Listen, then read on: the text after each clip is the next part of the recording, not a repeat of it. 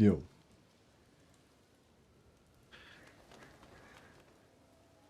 Hey everybody.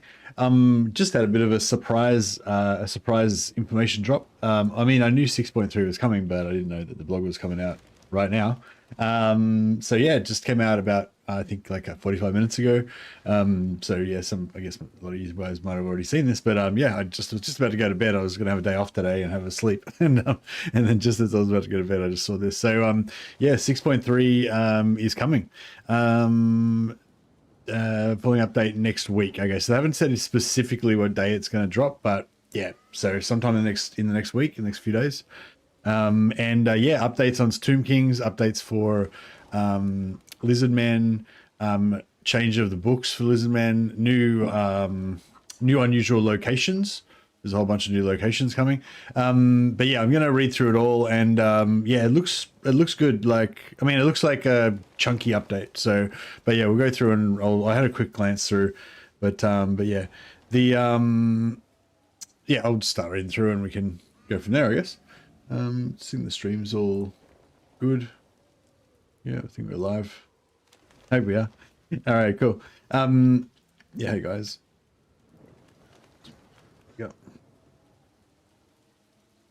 Hi folks, we're expecting to publish the full release notes for 6.3 this Friday. Okay, so it's after this Friday, sometime next week.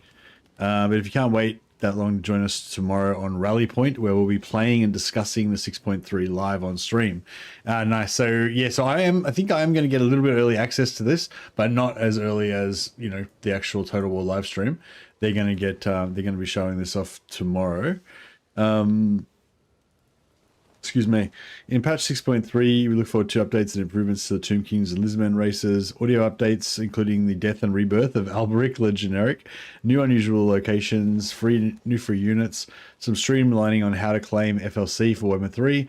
That's really good. I was actually thinking they should do that, as well as a little extra blood splatter for everyone who likes to stick their noses right into the thick of the fighting. This week we have Senior QA Live Technician Liam covering the changes and improvements coming to the Tomb Kings and Lizardmen, Principal Designer Mitch with the sports and weather on unusual locations, and more. Sam, John, and Chris for an update from the audio department, and the game director Todor Nikolov with a quick breakdown of Warhammer 3 FLC and how they've simplified how to get it. Cool. So, hi, I'm Liam Newman, Senior Live QA Technician. Typically, it can be found in our bug area working on bugs. I've come out of the cave to talk through what we've cooked up for Tomb Kings and Lizardmen in 6.3 as part of what we call Warhammer 3ifying. So, yeah, so getting like Warhammer 1 and 2 factions that don't seem as big and amazing as Warhammer 3 and, you know, giving them a polish up. As we mentioned before in our stream, these updates are not full reworks, but they do come directly from the ongoing feedback we've received from you, whether through our community hub, our legacy forums, Reddit, general chatter that we see online. So thank you for it, and I hope you enjoyed the updates in the patch. We've worked to capture your ideas and find solutions to your pain points in the changes below, as well as in other updates that you can discover by jumping into the patch after it releases next week, as well as in other updates. Oh, so there's other stuff that is not mentioned in this blog, is what he's saying there. So when we get the full patch notes, there'll be more stuff.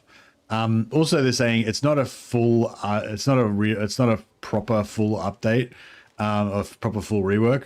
So I'm guessing that means there's going to be they're not like creating any new mechanics from scratch or anything like they did with the dwarf rework, you know, with the Age of Reckoning and like adding in the deeps and stuff like that. So there's no big major mechanics getting added, but working within the framework of what they've already got. They're like tweaking things and updating everything and stuff.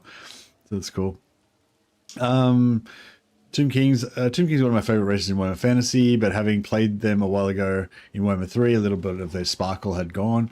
The aim of these changes is just to bring back a little bit of freshness to this race and bring them into the world of Total War Warhammer 3. Yeah, I think in Warhammer 2, the Tomb Kings were a lot more popular, or at least in my kind of little world.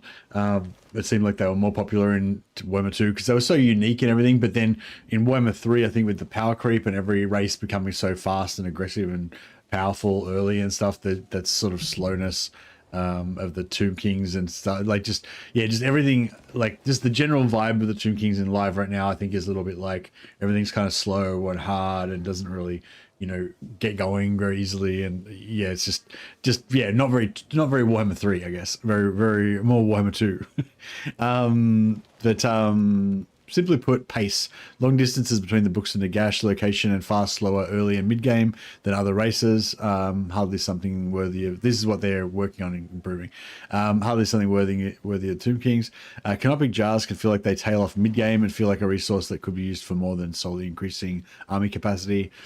Technology tree and landmarks felt like they lacked impact, so we've added more meaningful bonuses to make each unlock feel more powerful and give them a bit of oomph. They nerf canopy jars, yeah. Personally, I just want to get a few of the main players in the race and have a party. Can't do that with Tomb Kings yet.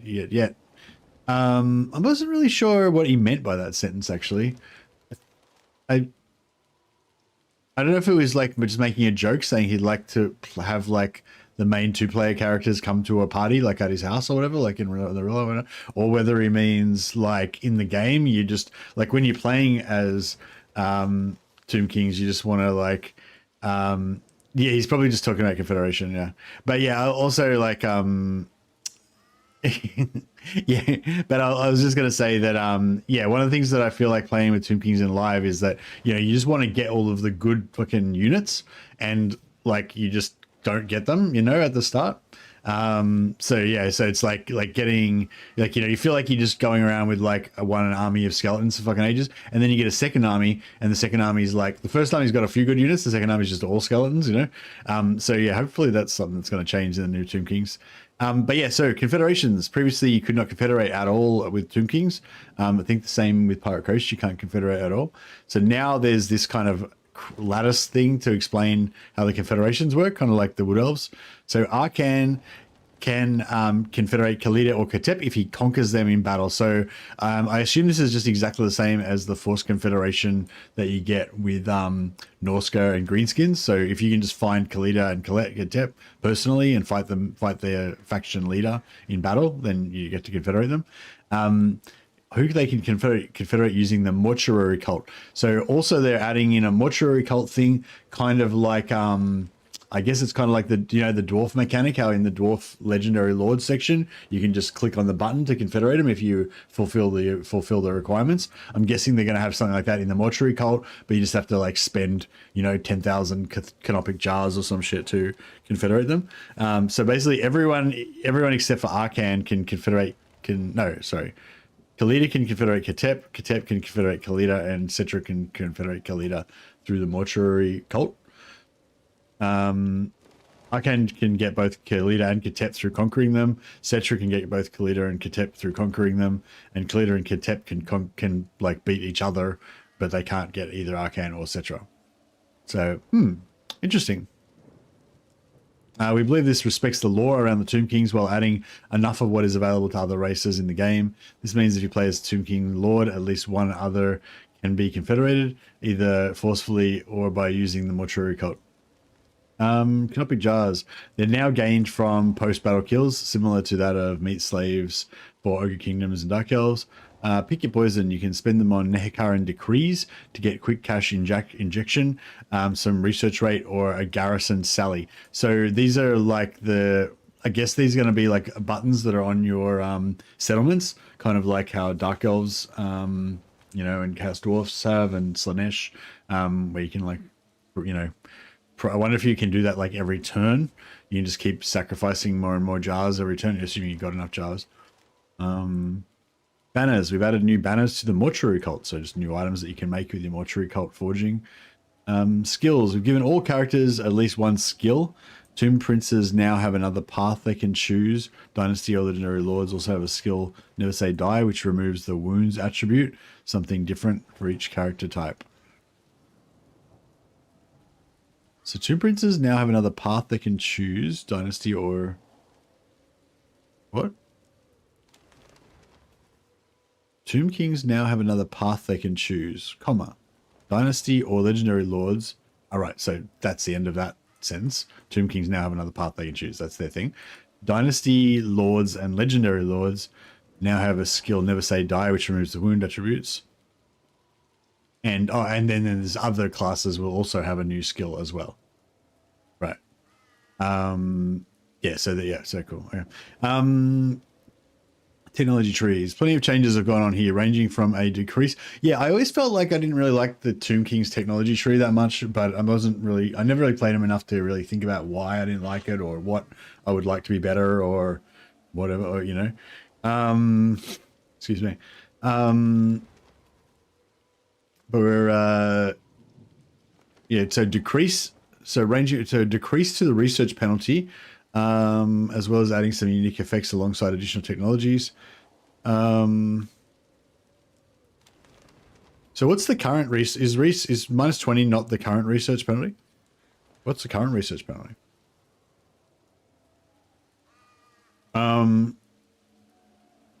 6 Dynasty Tech, it's -30, is it? Oh shit, okay. So yeah, so that's a huge difference then, isn't it? It's like 50% reduction. Oh, you're asking me? Oh yeah, I don't know. Well, it is -30? Okay, cool.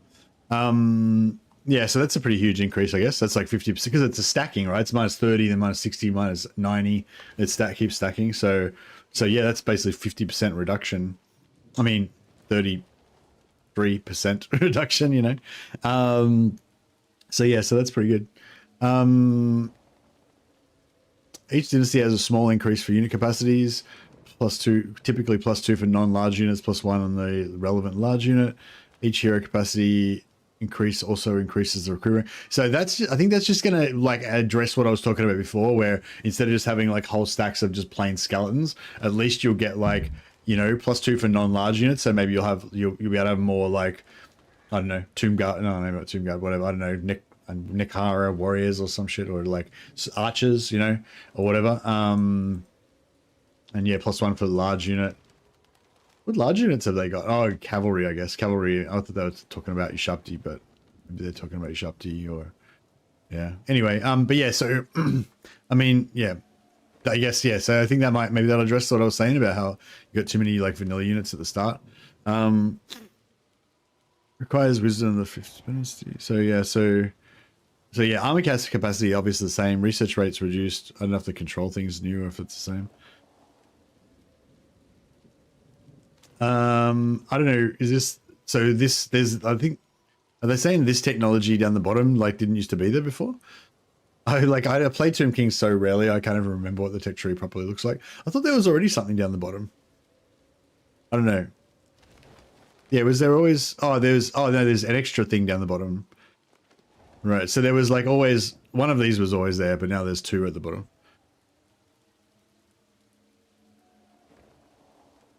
So yeah, so this very bottom one is extra now. Is that right?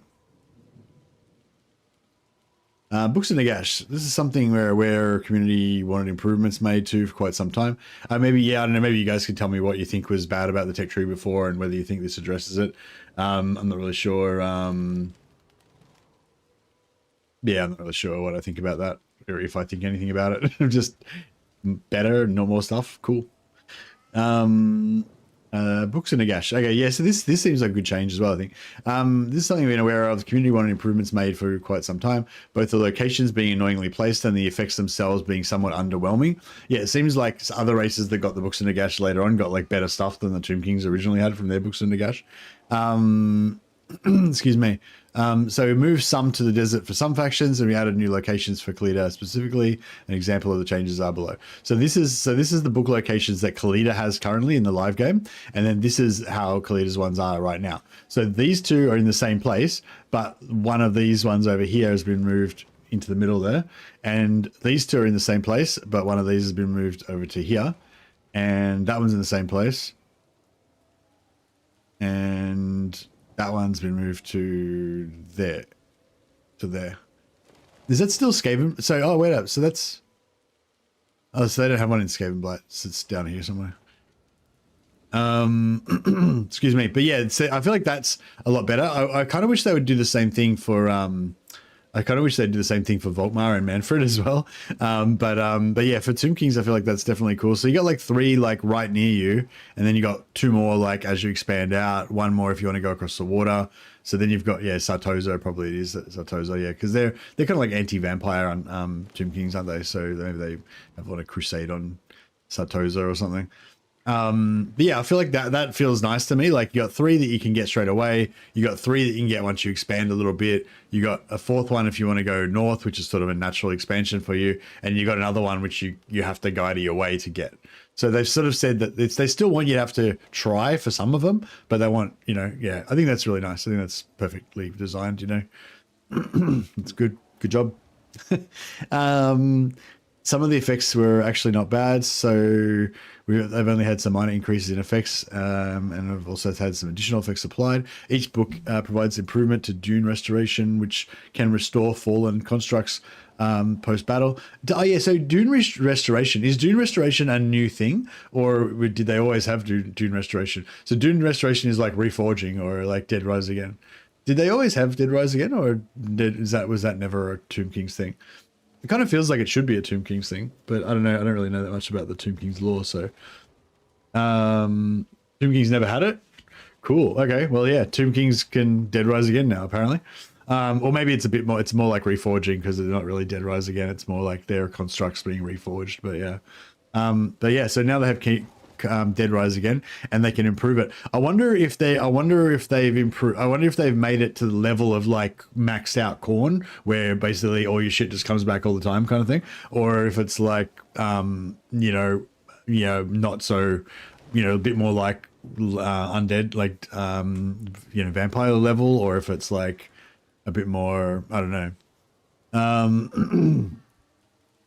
Can restore fallen construct units post battle. Yeah, true. So it's only constructs, but that's fine though, I think, because your other units are really replaceable anyway, like your skeletons and stuff. 5th book in Nagash. So so did all the books always give you army capacity? So it gives you, I assume they all give you army capacity. I assume they do all give you army capacity, but yeah, I don't really know. +5 unit capacity for Tomb Guard Halberds, Skeleton Chariot, Dune Restoration, 3% chance for destroyed construct units to be destroyed after battle, 2% hit points for destroyed construct units. There's only 1 book that is it the 5th? Is it the 5th book that gives it to you? I could look this stuff up myself, but I figure you guys probably know better than me, so you can just tell me. Just tell me the answers, so I don't have to figure it out myself. Yeah, is it the 5th book that currently gives you the +1 army capacity? Does anyone know? Sometimes they were not getting worth to. It's Khalid's book. Sometimes they were not worth getting to in constructing, so we've changed that with some pyramid effects. Sometimes they were not worth getting to in constructing, so we've changed that with some unique effects such as Great Pyramid of Citra now giving expendable to Skeleton Warrior Spearman units. How important is that? And the Pyramid of Alcazar now giving physical resistance when fighting vampire units. Meanwhile, with the City of Bronze, you can now get sniped for a sharp T great bows. Like, how important is expendable for Skeleton Warriors and Spearman units? Like, I would have thought that if you have like Cetra and like 3 really high level heroes and like his starting construct, the big monster that he gets, maybe a couple of other high level things, and then like you have like 12 units of Spearmen get wiped out, you're like, it's not really going to affect you that much because all the skeletons are worth fuck all anyway. But like, yeah, like it's so like it's good in like, just say you had like Cetra and like 19 skeletons or whatever, and all 19 skeletons die, but you don't give a shit because Cetra's got like regeneration and he's fully stacked and he can just solo the whole army, right? But because all the skeletons die, you crumble, like Cetra crumbles, right? So it's to stop that, right?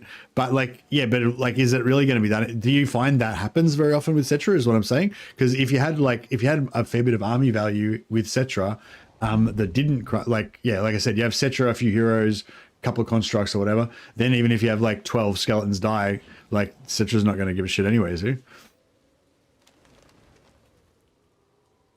Anyway, whatever, cool. Pyramid of Alcazar now gives physical resistance when fighting vampire counts. Meanwhile, the city of bronze, you can now get sniped for your sharp to great bows. Cool. Wait up, so snipe for your sharp T. This is whenever I get sniper, it always tricks me because it's like, yeah, you get you get snipe, but you don't have stalk. So it's like, yeah, so you still have to be like in a forest or something to hide for initially, and then you can snipe. But if you're standing in the open and you're not stalking, then then snipe doesn't do anything. Yeah, I always get tricked by that. Areas with focus. Okay, so I think snipe's only really useful with stalk. Yeah, I think so, basically, yeah. But maybe there's an item that you can get or a banner that you can get that puts stalk on them or something so you can stack it up. Yeah, I was interested to know as well with the reforging if there's other stuff. Maybe they've added other stuff to the tech tree that gives you more reforging. Maybe the what's the hero that buffs like constructs? Maybe the hero that buffs constructs probably has a new skill that buffs reforging and all that stuff.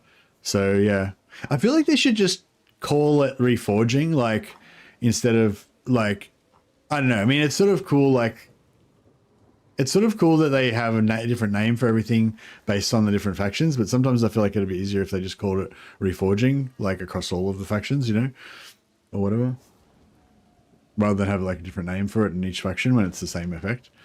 But you know, it's cool.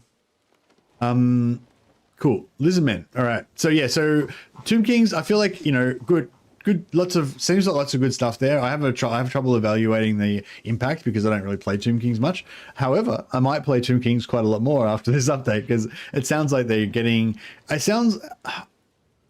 don't know. Yeah. Maybe you guys can imagine these changes better than I can. I can't really imagine it that much, but it definitely sounds like it's addressing all of the things that all of the issues that I have with Tomb Kings, that sort of why I don't really play them that much. It does seem like all this stuff is addressing those things. Whether or not it's like enough to make me play them all the time now or not, I don't know.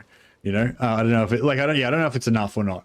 But maybe when I try it out, I'll be like, yeah, man, it's awesome now. But yeah, we'll see how we go with it. It seems like it's definitely in the right direction. Seems like it's going in the right direction, but I think Tomb Kings need a major overhaul to make them cool again. Yeah, that's kind of pretty much my first impression as well, John. I think you pretty much nailed it on the head there. But I'm gonna reserve judgment until I tried it out. But yeah, definitely, I feel like the customer experience team or whatever, the people that are evaluating what it is that people want, I think they're pretty on the ball with the right kind of stuff. So it's like, heading in the right direction, if that's not, even if it doesn't straight away fix it. So Lizardmen, things we focused on: tech tree, economy, big dinosaurs needed some love, skill trees needed some sprucing up. Tech tree. So to cut to the chat, yeah, Lizardmen is one of the worst tech trees that I feel like they're like one of the worst tech trees. So definitely glad that they had a look at that. To cut to chase, we've improved it significantly, adding new effects, removing most building requirements. Yeah, building requirements in tech trees suck. Hopefully they get rid of that out of the high elves as well. And improving consistency with what units gain effects from certain areas, as well as some bits of spice dotted around. Some screenshots below on the layout. Okay, so just layout, no, yeah. Those of you who are familiar with the tech tree might be able to kind of see the significance of some of this stuff, like that you've got access to stuff earlier. But I've got links in the chat, pinned in the chat, by the way, for the patch notes, so you guys can bring this up on your own screen and zoom in and whatever. But yeah, so yeah, maybe those of you who are more familiar with the tech tree can see if there's any significance to these placements being more accessible. But yeah, so all these are accessible straight away. That's accessible. These two are accessible straight away. So yeah, so I'm pretty sure in the normal tech tree, you can only build like 2 things at the start because you have to build buildings to unlock the other ones. But a lot of them get unlocked pretty quickly. But then like you'll unlock, like if you build a bunch of buildings, you unlock a few different things, but then you can only go a certain amount before you need like another level of the building or something. I think it was something like that. So yeah, this is not like that anymore. Campaign focus part of it, military side of the tech tree. So yes, there's 3 pages. Yeah, way neater, not building locked. Yeah. Nakai's totem tech tree, retaining the uniqueness. Oh, is that this? Oh, is this bottom one's the... Yeah, so this one's the campaign, this one's the military, and this one's the Nakai. We saw your feedback on the Lizardmen economy and also felt it only really worked when you reached scale, which wasn't that fun as it could constrain you pretty hard in the early game. To address this, we've tweaked the resource building so that they now also provide a low amount of treasury. Yeah, I'll talk about that. Buildings. There's been a lot on number nudging, increasing, decreasing some small numbers by a small amount. Plenty of the values didn't seem right in Warhammer 3. No building costs, so building costs, construction times, and outposts have changed across the board. Yeah, I don't play Lizardmen much, but I felt like building the buildings early game did feel a bit not that good. In addition to that, we've added another tier to Dread Saurian chain. Having a cap of one per province always felt a bit sad. So currently, if you build the Dread Saurian building, you get +1 Dread Saurian cap. But they've added another level, so you can get +2 Dread Saurian cap per province. I think that's what they're saying there. After all, Lizardmen are the oldest. Yeah. Finally, lol. Yep. So those of you who like having lots of Dread Saurians, you now can. I think that's saying you can now essentially have double the amount of Dread Saurians now eventually. Yes, we know it's a bit late given that dinosaurs are some of the oldest beings. All beasts now have Wallbreaker. So this is nothing to do with the DLC, Gwyn. This is to do with 6.3. So the next thing that's coming is update 6.3, and then the next thing after that, the next big thing is the DLC. So it'd be pretty weird if the update was coming out next, and then they started talking about the DLC instead of the update. You know what I mean? Like, if you think about it, yeah. Anyway, but yeah. So this is the update. Then the update's going to drop, and then they'll start doing more news about the DLC, I assume. No, I don't think the DLC is coming in August. I don't know if they said a specific date, but I don't think they said the DLC is dropping in August. There might be some more information about the DLC before the end of August. I'm not sure. I mean, yeah, not sure. Definitely not August. Yeah, no, it's definitely not August. What was I talking about? Yeah, Wallbreaker. Right, Wallbreaker. So they're giving Wallbreaker to the dinosaurs. So Wallbreaker is the one where you can just drive your dinosaur up to the wall and start just punching the walls down with your dinosaurs. So that's pretty cool. I'm guessing... Yeah, well, yeah, dinosaurs already have siege attacker anyway. So I was sort of thinking maybe that's something to do with the recent siege update beta that they did, but... Yeah, I guess it's not. It's more just, they kind of should have wall. I feel like anything that's ginormous, big thing that could smash through walls, and that has siege attacker should kind of have Wallbreaker as well, probably, or at least a lot of them should. So that makes sense. Almost every unique skill for Lizardmen has been closely looked at, with some gaining and replacing new effect. Heroes now have minor blessings available to them, smaller versions of the Lord blessings. Mazdamundi now starts with Soul Quench in campaign, a change which also was requested by Lawmaster of Sotek. Yeah, I saw him requesting that a bunch of times.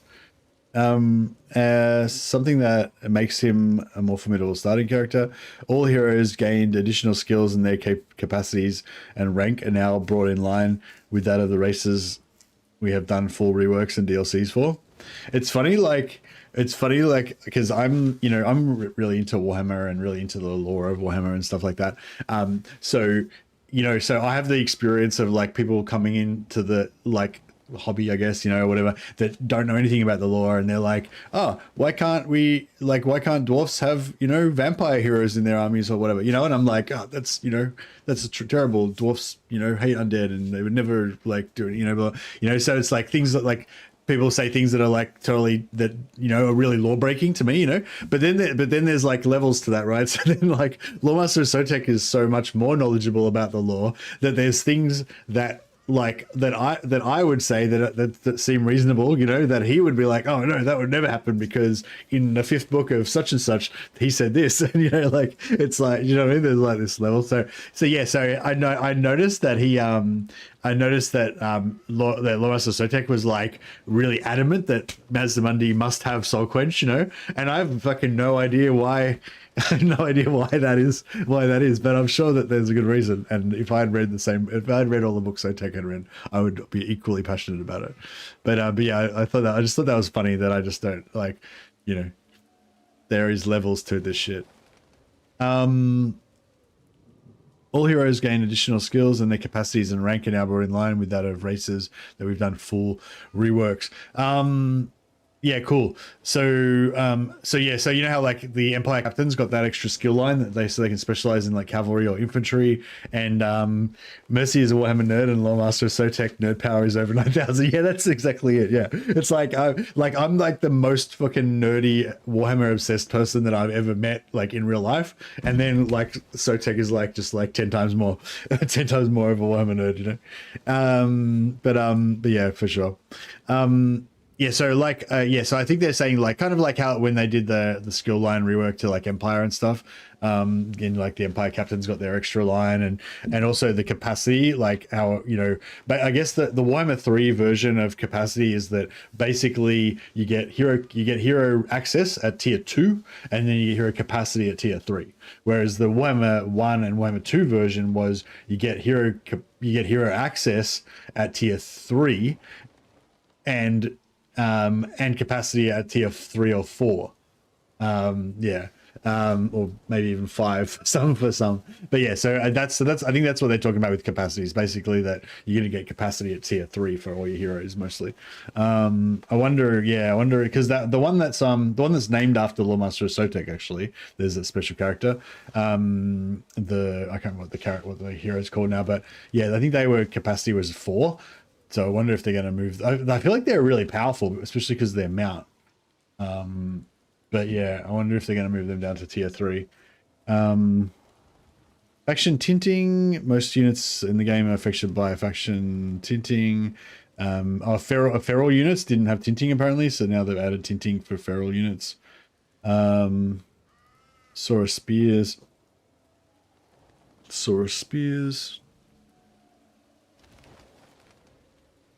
Blessed units. Okay, so the free units for patch 6.3. So they've been a lot of the 0.3, 0.2 updates and stuff. They've been adding extra units that are not like totally new units. They're like weapon variants and stuff like that. Although they did add the bolt thrower, that's a completely new unit basically for the hobgoblins. But yeah, like you know, they have Black Orc shield, action shield, and stuff like that. So the free units for this are Blessed Chameleon Stalkers, Blessed Skink Cohort, Blessed Ripidactyl Riders, Blessed Sacred Croxidor, Blessed Pterodon Riders, Blessed Radon Hunting Pack, Blessed Salamander Hunting Pack, Blessed Ancient Salamanders, and Blessed Ancient Stegodon. Well, I never actually really noticed visually what the difference is between the Blessed units and the normal units. Like, yeah, I guess I never even really thought about it. I mean, I like them because they've got orange tags on them and they've got a special ability, but I never actually really zoomed in and looked at them to see if they were actually different. Like, yeah, I think they've got the same basic stats, but everyone's got an additional special ability. Like, I think like one of the units has got like no fatigue,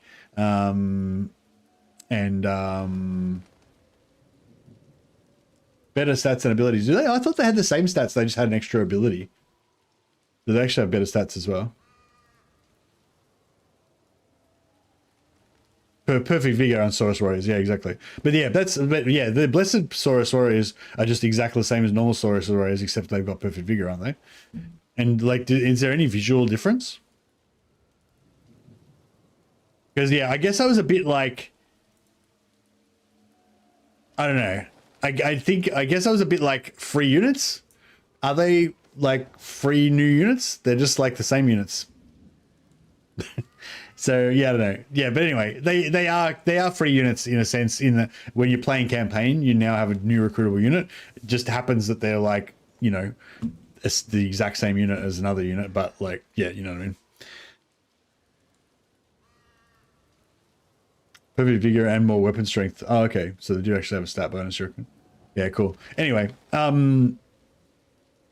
they all looked very different. Oh, really? So the Blessed Spawning ones actually do look different from the normal ones. So they are actually a different unit, or a different model.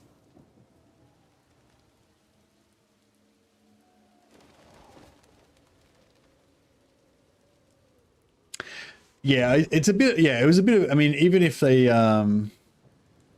do look identical, I guess it's a bit of a nitpick. But I guess I was saying if they do look identical, then it's like it's not quite the same as adding an extra model like for the with a totally new unit like the Black Orc Axe and Shield or the Bolt Thrower or something like that. However, in terms of value for the player, if you're playing as Lizardmen, like that is a lot of extra units. That is a lot of extra value and extra units, and they are.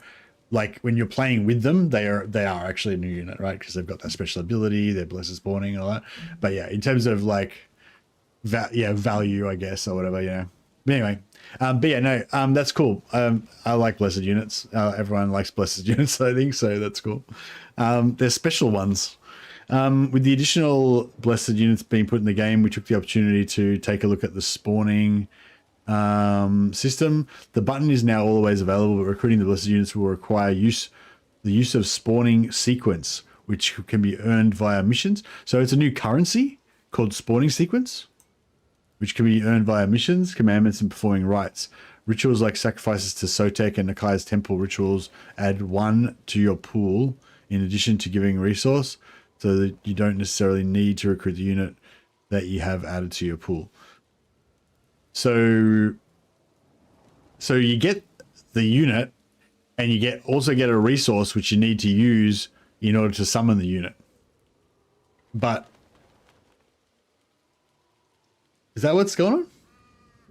That seems weird.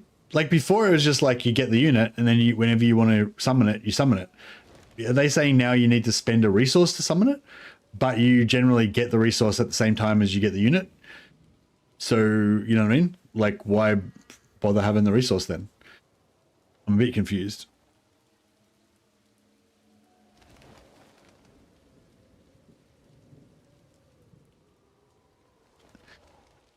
Guess you get a refund back.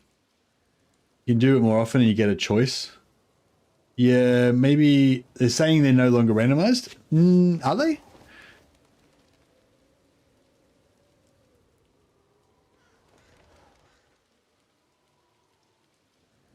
Maybe they're saying that you get. I think maybe I understood it wrong. I think maybe they're saying that you get units added to your pool, which you can just summon whenever you want, like normal, and then you also have summoning sequence, which you can use to buy whichever units that you want.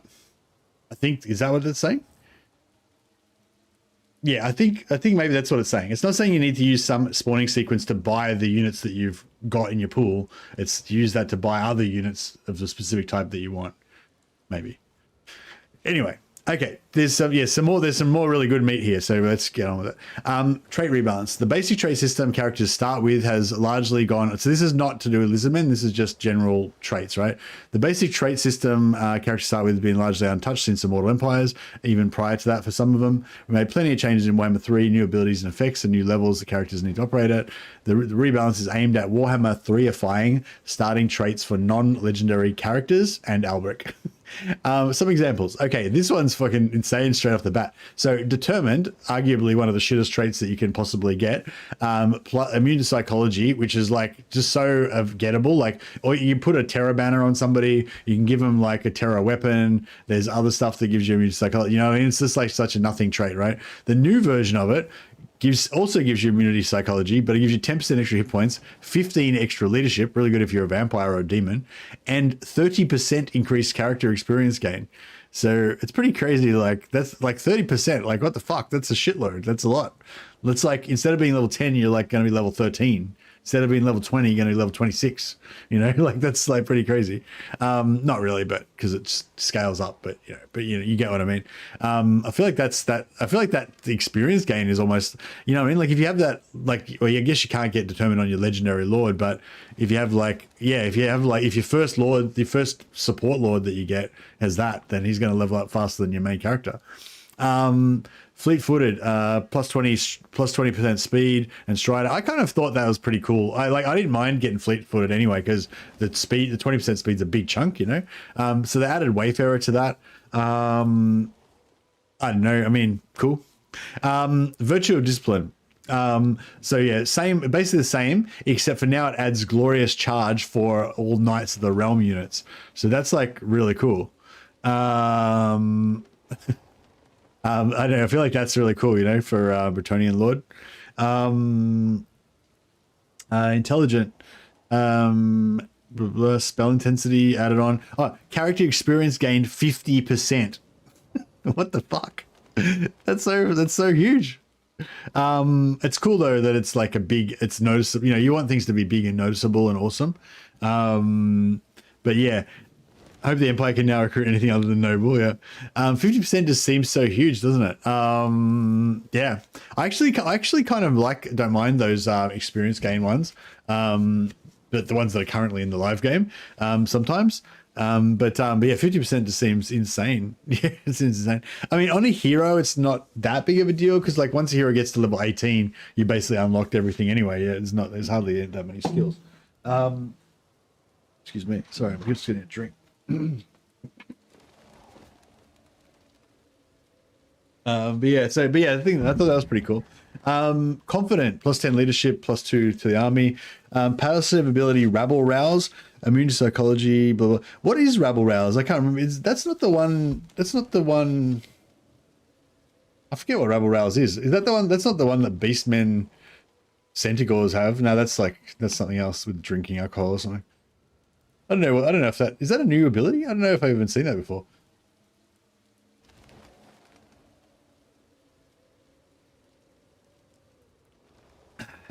Keymaster, bound infernal gateway. That's pretty cool.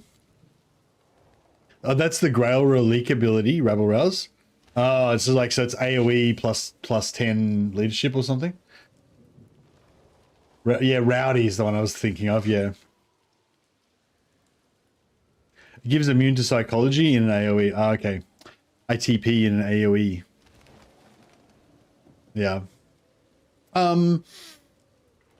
don't know. I feel like that sort of like giving immunity psychology in AoE is kind of they gave that to the Witch Hunter as well. It's like as much as it might not be like practically that cool, like, you know, you might not use it very much. You might not really it might not be very desirable. Like you might not really choose confident over any other trait because it's just got rabble rouse, whatever. However, having said all that, it is kind of cool from a role-playing point of view. I think like you've got like this guy who's like doesn't give a fuck, you know. It doesn't matter how badass his enemy is. Like Gotrek, you know. I feel like Gotrek could be like this guy. Yeah, Gotrek's immune to psychology anyway. But you know, like, but so much so that they inspire everyone around you to also not give a shit, you know. So your unit of great swords or whatever will like charge in and punch on with demons and stuff. So yeah, I feel like from a role-playing point of view, Rebel Rouse is pretty cool. Whether or not I really care about it enough to choose it, I don't know. But yeah, anyway, so yeah, so kind of like with the magic items, you know, a lot of the traits just getting like superly charged up. And you know, it looks like a lot of those traits are going to be pretty fun. Like just the scale of these traits, like these numbers, 30%, 50%, you know. I imagine this is just the stuff we've seen. There's going to be other ones we haven't even seen yet. So if they're willing to go that crazy with some of these things, like imagine what the other traits that we haven't seen yet are going to be like. So yeah, the fleet-footed need a bit. Yeah, I don't know. I liked fleet-footed already, so I guess it's even better now. I don't know. With Greenskins skill update. I feel like the Greenskins need the tech tree update, but yeah, I don't know. Anyway, with 6.3, we got the chance to go back to Greenskin characters that didn't get an update in Omens of Destruction. So Night Goblin War Boss has got... Is one of these like the one that buffs the goblin? Yeah, I'm not that familiar with the tech tree, but yeah, I think with the Night Goblin War Boss, you mainly want them to buff your goblin troops. So if you want to go like all goblin Skarsnik campaign or something, you want like super buffed gobbo troops. So yeah, I don't know I don't really remember which ones those skills are. Greenskins need a tech tree revert, in my opinion. I like the previous one. Yeah, I was just thinking about that again. It's like, I feel like if you're gonna like, so I think like one of their goals of the tech tree rework was to nerf all of the bonuses that the goblins got, because the old tech tree was all like heaps of shit for goblins that just made goblins go berserk, but there was nothing for orcs. Like I noticed it a few times. Like I pretty much always play like Skarsnik or Grom, and I always go goblin focus when I play Greenskins, like prior to Omens of Destruction. And like, and the few occasions when I tried to play like an orc focused campaign, I always felt disappointed that there wasn't very much stuff, and you just felt like it would be better if you just played goblins, you know? So I think that was like the main objective of the tech tree update, was to stop the tech tree being so pro goblin and anti orc, you know? But I feel like it just, orcs still feel shit, but now goblins feel shit as well. Like, it didn't like, you know what I mean? And it like, and I guess I think in just in general, like, if you're going to remove candy from us, like if there's stuff that we really like, that we really enjoy, and you're going to take that away, then you need to replace it with something way better. Like, otherwise people are going to be disappointed. You know what I mean? Like, even if it's a needed balance change, like anytime you remove something that people like, you got to give us something better, like, you know, to replace it. Otherwise there's going to be negative feedback. So I don't know, maybe by some kind of measurement, the new system is better, but yeah, I got to say, I agree. I don't really like the new tech tree or the Greenskins that much, but having said that, I've been playing Greenskins a bit more since Moments of Destruction, and I'm really like, apart from the tech tree, like, I really like a lot of the other changes, and I really like Greenskins in general. Like, I feel like Greenskins are a really good faction now. But yeah, tech tree's not the tech tree's not like my favorite thing about him. Goblin Big Boss. I don't know what any of the skills are. Like, I have to look at the descriptions. Like when I'm playing them, I kind of know what skills I'm looking for by the descriptions, but I don't play them enough to know all the names. But yeah, you guys can see this anyway. One Orc Army is the one that they used to kill. They used to kill enemy armies with their agent action. That's pretty cool. Yeah, Black Orc Big Bosses are like the best at killing enemy armies. Not that it's like really something I like to do that much, but just go and use assault units to smash enemy armies. But yeah, you have two of them, two Skarsnik Black Orc Big Bosses that are both like level 30 plus, just going around destroying enemy armies, like tag teaming them. Pretty fun. Giant River Troll Hag. Blah, blah, yeah, that's all for me. Okay, cool. Thanks, Liam. You're awesome. Love it. Unusual locations. Hello, Mitch here again. Hey, Mitch. We love Mitch. I remember I once deleted 60% of an enemy army with Orc Boss. Yeah. I feel like, yeah, two maxed out Black Orc Big Bosses can pretty much in 2 turns can pretty much destroy an army, because with Skarsnik you get them really high level. So even if you do with one of them, and that takes off like 25% of their hit points, and then it gives them a 30% debuff, so that if you do another agent action, you're more likely to fail. Because they're so high level, the second one will work as well. Now they're like 50% fucked, and then you hit them again next turn, and they're just like, the whole army's kind of destroyed, just mangled wreckage. Hey, Jacob. One of the last times I spoke to you in Devblock back near 5.2, we first added the very first batch of unusual locations. Introducing a strange feature like that, let alone in a patch, was a bit of a departure. Happy to say the feature was a smash hit. I think it was a smash hit. We like unusual locations. I like just deleting armies with Foot of Gork. Yeah, and killing armies in battle with Foot of Gork gives you money, whereas destroying them with your Black Orc costs you heaps of money. So it's like not as good. So the first time around, I went with a nice round number of 20 locations. Seemed like a decent amount, but they're mostly focused on old world factions and mostly good factions. But with that in mind, we've updated the first 20 locations to be a bit more liberal. Oh, I didn't read that properly the first time I read it. So they've updated the 20 locations that already are in the game were restricted mainly to like good factions and stuff. So now they've relaxed that a little bit to make more of those factions accessible to other, you know, factions that didn't currently have them. So more races can get them. And the new unusual locations that are being released now, I don't think it's 20, but there's a few more being added. They're going to be much more focused on being applicable to all races. There's a few exceptions, and of course it's extremely important to us that we maintain sync with the law, but generally that's the approach that we're taking.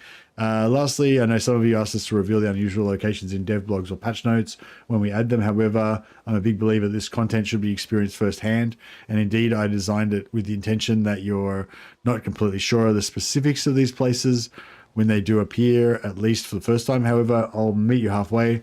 and we'll share a list of them, but spoiler free on any of the details. Let's face it, 5 minutes after the patch, they're going to be out on Reddit anyway.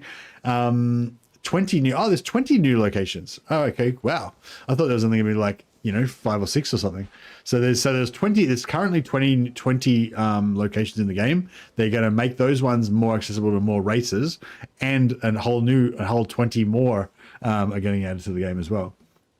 So there they are: Carnival of Chaos, Warpstone Meteor Impact, Dwarf Construction Company, Abandoned Forge of Hashut, Ogre Mercenary Camp, Unearthed Tomb, Primordial Spawning Pools, Covenant of the Crimson Plague, Sartosan Vault, Cathayan Merchants, Peg Street Pawnbroker, Purple Hand Cult, Underworld Sea Entrance, Faulty Doomspear, The Dark Gift, Unstable Chaos Portal, Cult of the Crimson Skull, Cult of Pleasure, The Cabal, and The Elven Conclave. I like this whole thing here, basically saying that there's these unusual locations, but he's basically saying that they kind of got the feedback that a lot of factions, all they ever get is the fucking Slanesh Vineyard all the time, and you don't really get to experience half the other ones. And so I guess from the dev's point of view, maybe it's like, these unusual locations aren't really providing as much value as expected, because not that many people are getting to experience a wide range of them very often, and so they've opened them up to let more factions be able to get them, so that presumably more people will be able to experience them in a wider amount of campaigns. And then the new ones, they're making them more available to more different factions to do that, so making them all more generic, I guess. And yeah, I think that makes sense, that's logical, that's obvious, that makes sense and stuff. But I kind of, on the other hand, I wouldn't mind if they continue to add in, like, just say they put in 20 and like most of these are available to like lots of different factions. Maybe a couple of them are not, like maybe Carnival of Chaos only appears for Chaos factions or something, or only Chaos and Empire, but doesn't appear for Dwarfs because they're immune to Chaos or whatever, resistant to Chaos or whatever. That's fine. But then it'd be kind of cool to have like 1 or 2 that are really rare and specific, like they can only spawn in fucking Nagashazar or something, or something like that, like, or like they can only spawn in, like maybe there's one that can only spawn in Mordheim. It's like a special, like I'm trying to think of some like specific lore thing that I could have think, like just, or yeah, well, I don't know.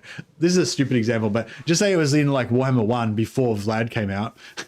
And you could, in Vlad's von Carstein ring, I think I vaguely remember like part of his like story of how he died was the ring got stolen, and the ring was like buried or hidden somewhere or something, and that's why they were able to eventually kill him, because his ring was gone. So maybe if you take over Drakenhof, there's an unusual location that can spawn there only in Drakenhof or somewhere else, wherever the ring was, I guess. I think, was it in some like crypt somewhere, like in an Empire church, and they had to get like a thief to break in and steal it or something. Anyway, yeah, so like you have like an unusual location, and it only can appear, you know what I mean? Like just say, yeah, like there's a special location you've got to go to, and if you own that location, then there's a chance that very specific location can appear, but only there. You know what I mean? So I guess what I'm trying to say is like the whole rationale behind this is to get more value out of it by giving more access to people in more variety of situations. But I'm saying like I feel like there's also value in keeping some of them as ultra rare, so that you always feel like there's going to be something else. There's always, every time you start a new campaign, there's always a chance you're going to experience something that you've just never experienced before. You know what I mean? Like, I don't necessarily need everything to be like appear often. You know what I mean? I don't mind if there's a few things that you just pretty much never see, but just, 1 in a million chance you might get it or something, like that kind of thing. But anyway, but yeah, cool. More like, I think in general, the unusual locations are really cool. And like I always, even if like every time I get an unusual location, I'm always like vaguely excited to see what it is. And even if it's like nothing that has any relevance to my campaign at all, I still kind of think it's cool that I've got one in one of my cities, and I assume you guys feel the same way. I think they're just, they're just good. Like, what I mean? They're, yeah, they're just good. I don't know. I like them. Camera blood spatter. So basically now if you zoom in really close to the, if you've got blood effects turned on, your characters will get little bloody patches on them. See how these guys have got little blood patches on their armor and stuff after they've been fighting. But yeah, now if you zoom in really close, you can actually get blood spatter on the camera as seen in this picture, but only if you turn it on. So it's turned off by default, but you can have this blood spatter get turned on. Audio. We've been keeping an ear out, feedback, hard at work. Doing new voiceover for Wulfric, Throg, and Alberic.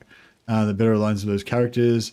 Wulfric's VO set has been expanded to match the VO sets for Warhammer 3 Lords. It's still the tough and rugged performance as before from Edward Dogliani, so same voice actor, but with more lines. Throg now has a shiny new voice, so totally new voice actor. In line with the lore and feedback from forums. This goes with the whole new script, original quest battles, re-recorded with a new script, and new performance style. So so Throg's like totally different now. New voice actor, totally new character, basically. Like the current Throg in live game is just like a psychotic brute, basically, that just roars and says he's gonna eat people and stuff.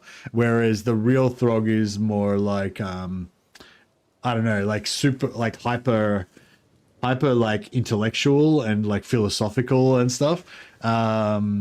I eat my enemy. Yeah, it's like weird for his character. So apparently they've taken that on board and they're going to redo him as like lore appropriate Throg. So I'm actually really, I feel like that's going to be a real treat to hear his new voice lines. And it's going to be so like, it's totally different from like, you know, the current Throg. It's going to be a real treat to like play him and check it out.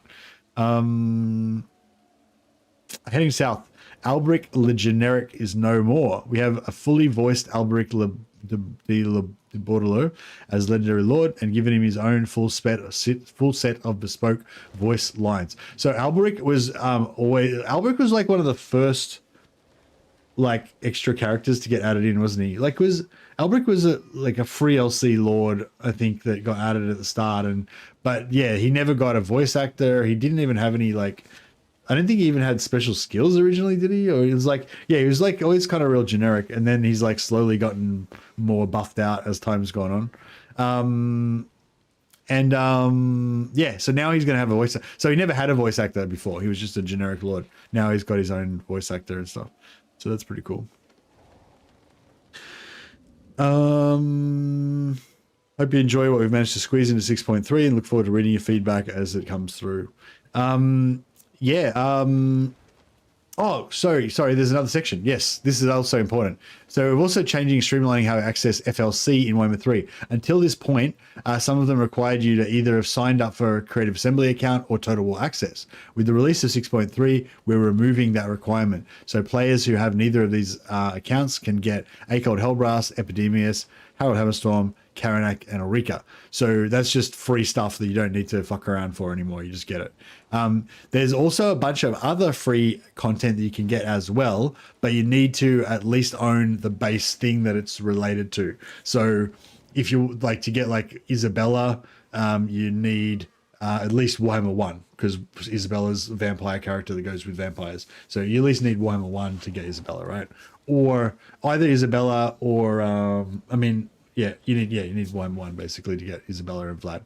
Kind of thing. But the important thing is they've gotten rid of it. You don't have to register for Total War Access or a CA account, which I think is really good. Like it kind of goes back to that whole barrier of entry stuff that Legend of Total War was talking about. I don't know, ages ago now, I guess, when they basically made it so all you needed to do is buy Warhammer 3. Like that was a massive like improvement in getting people being able to access the game, and I think this is another step like in the same direction, which is really good. I wonder why they're doing this now. Like part of me is like, is it because they were trying to force you to like register for Total War Access and Total War and CA account, right? So that they could get more people to like look at that. I don't know if that's more from an advertising point of view or more because they wanted to use that as a communication avenue and get people familiar with that so that they could post stuff on their forums and stuff like that.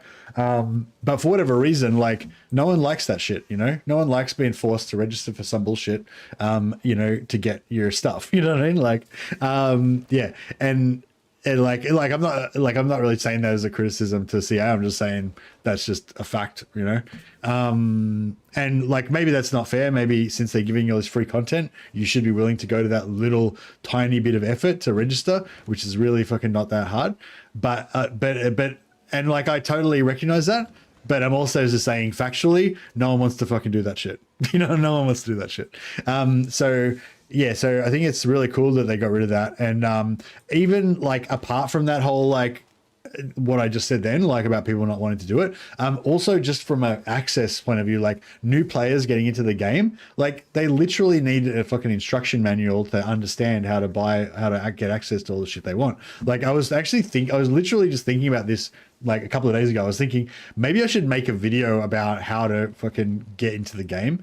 But then I thought, like, probably like 5 people have already done that video before. So, you know, but like, you know, probably I feel like new people getting into the game probably still don't know, like, what do they need to buy? What do they need to do to unlock all the FLC? And, you know, it's pretty complicated. But yeah, so I think this is really, really good, basically, is what I'm saying. Get rid of any of the barriers to entry, you know, make it easier for new players to get into the game.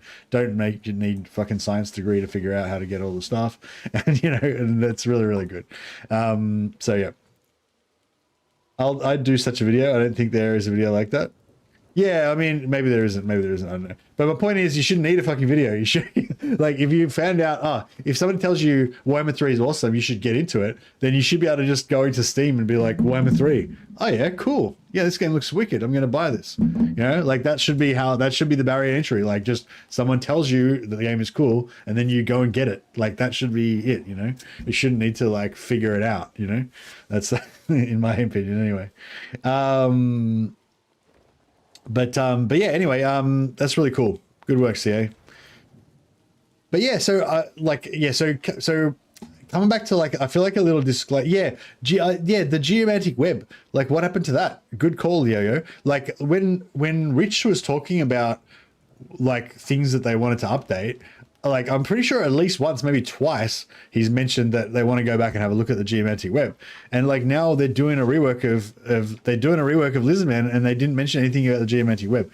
So I don't know. So one thing though is this is just a blog. This is not the patch notes, and they did specifically say there's even more stuff that's not in this that's going to be in the patch. So yeah, hold the phone on that. Yeah, maybe yeah, I'd say. I don't know. I feel like I'd be really surprised if they didn't change the geomantic web.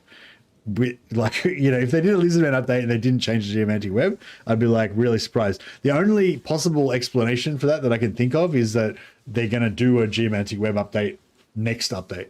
You know, that's the only reason I could expect that they might not update the geomantic web. So yeah, I wouldn't be surprised if that's also getting an update, or if when they do the patch notes they're going to mention that they're going to do a geomantic web update next time or whatever. Yeah, they've specifically mentioned that they're going to update it.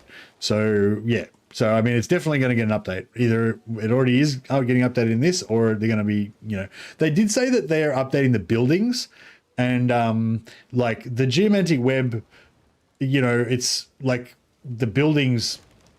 Like the update to the geomantic web could be in the building update. You know what I mean? Maybe it's just a minor update that they did with the buildings that they think actually makes it good now or whatever.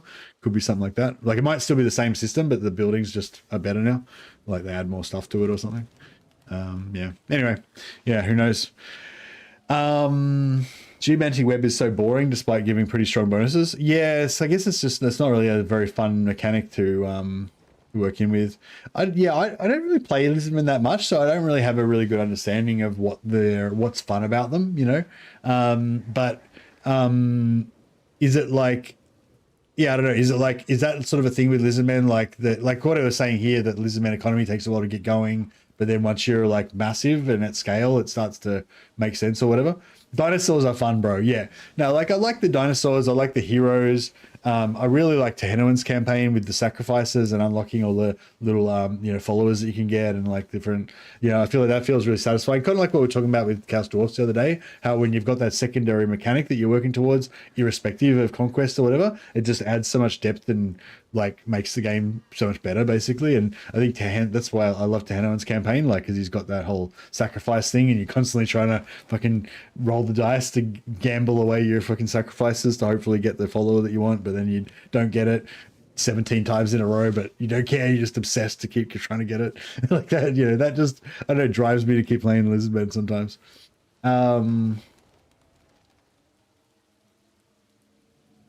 Croak is the goat. Could you recap everything you've said over the last 60 minutes, please? No, I have to go to bed, man. I've just started this new project at work, and I need to. I tried to go to bed early yesterday, and I couldn't fucking get to sleep, so I ended up fucking being tired at work. So I'm like, right, I'm gonna try and get a good night's sleep tonight. I'm like, there's nothing happening with Total War, so it's a perfect night to have a day off streaming. I'll have an early night and blah blah. And then as I'm about to get into bed, I see that they dropped the blog. They dropped the vlog for the 6.3, and so here I am at 1 o'clock in the morning doing this fucking read through. So yeah, but no, I can't go through it all again. But yeah, I would still sit here for another half an hour, just kind of going, yeah, that was really cool and stuff like that. But I might just wrap up by saying, just kind of like what I say every time, is that this is a free update. So this is like kind of like a maintenance team that kind of is just going along, trying to like fix stuff up, add things in, polish things up a bit, make it a little bit better. They're not selling anything, right? This is not like the DLC team. That's not, I mean, teams, like, it's probably the same people that work on a lot of the same stuff, but you get what I mean? Like, it's not like the DLC like thing. And the reason I say that is because when a DLC comes out, a really big topic of conversation in the community is value for money, right? It's like, how much does DLC cost? How much stuff are we getting in there? And also, yes, there's value for money, and also like the opportunity cost, like, what did they spend their time on? And do we think we're getting the value out of that? Like, so, if the DLC comes out next month or whatever, and it's like Slaanesh DLC, then we're going to judge that DLC on how much does it cost? Is it the amount of units and special mechanics that you get for DLC for Slaanesh good enough?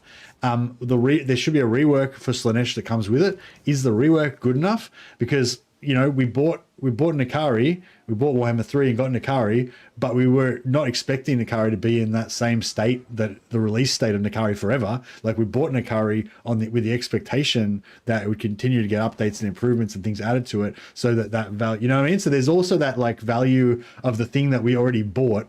And for those of us who have been here since the start, who bought Warhammer 1, and like compared to where we are now, Warhammer 1 was pretty shit, like at the time it was amazing, but I'm saying, like, we didn't buy it. We didn't buy Warhammer 1 for Warhammer 1. We bought Warhammer 1 for what it would eventually be in Warhammer 3, and anyway, so my point is, like, there's very much like a value proposition thing when the DLC comes out. One, because you're paying for it, and two, because it's like a big opportunity for the factions that you love to get updated and get added stuff. And if it doesn't get stuff that you want, they're probably not going to get any new stuff, good stuff, for a while, right? So there's this whole value proposition around it. With these dev blogs, with these 0.1, 0.2, 0.3 updates, we don't pay for it, right? So there's no value for money proposition there, right? And there is like kind of the opportunity cost of like, oh, they gave me an update on Tomb Kings and Lizardmen. Why didn't they update my favorite faction XYZ? So there's a bit of an opportunity cost thing there, but it's not like, it's different from the DLCs because it's not there. It's sort of freeform. Like, they're not like, they're just going along and they're just kind of adding in whatever they can. They're trying to add value wherever they can, basically. I think from month to month that the update team just, looks at different possibilities. What could we do that would just make the game better in general? And, it doesn't have that same thing. So I guess what I'm saying is, this is like all the other updates, they're varying in size. Some are bigger, some are smaller, some have more chunkier mechanical updates, some are more like updating values, they're all different, and they all have a different amount, they're all different size and stuff and impact. But yeah, but I think this one's good. You know, seems a good one. It's updated a bunch of different stuff. It's going to give us hope. Like the outcome that I want from this update is that I want to play Tomb Kings and Lizardmen more. So if you notice that I play Tomb Kings and Lizardmen more after this, then it'll be a successful update, basically. But yeah, I guess the main thing I just wanted to remind everyone is that it's a free update, and it shouldn't really be. I don't think it should really be judged on that same way that you judge DLC for that value. It's just like cool free stuff that we get in between the DLC, you know. But anyway, yeah, I'll let you guys, you know, discuss it amongst yourselves. I gotta go to bed. Hey Mercy, do you have most of the legendary achievements?